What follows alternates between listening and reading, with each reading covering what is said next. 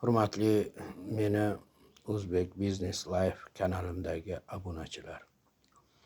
Men o'zimni harakatimni, o'zimni chiqishlarimni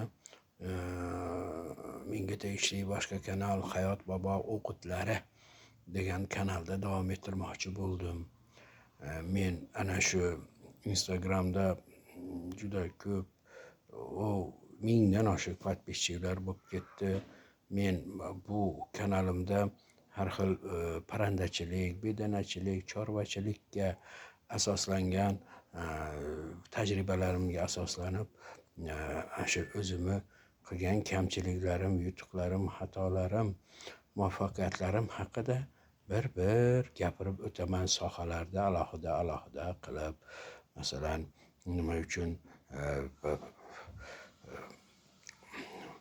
tuxumni ko'paytirish sirlari, tuxum tug'ishini ko'paytirish sirlari, nima uchun tuxum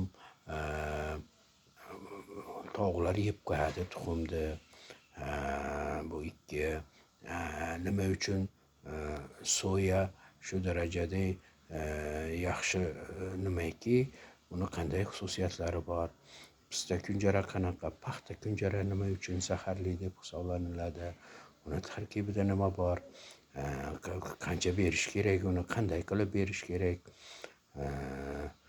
Endi mana yaqinda men qo'yxona qurdim 100 ta qo'yga. Mana shu qo'yxonamni qurishda qanday men xatoliklarga yo'l qo'ydim.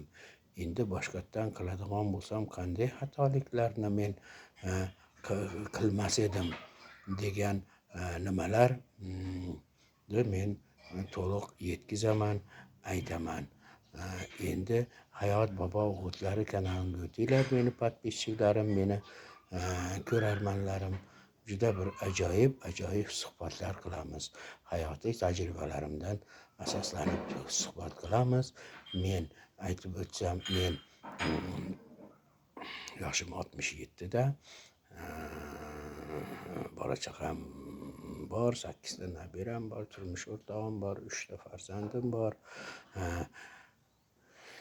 2 ta oliygohni tamomlaganman. 90-yildan bu yog'iga 36 yildan beri mana tadbirkorlik har sohada qilib kelaman. Ana shu tajribalarimni, kamchiliklarni, xatolarni, yutuqlarni men sizlar bilan o'rtoqlashay deb o'sha Hayot bobo o'qitlari kanalimda ko'rsatib o'taman. Sizlar bilan biz she'rlar o'qiymiz, juda qiziqaman she'rlarni o'qishga va hokazo. Ana shu kanalimga o'tinglar.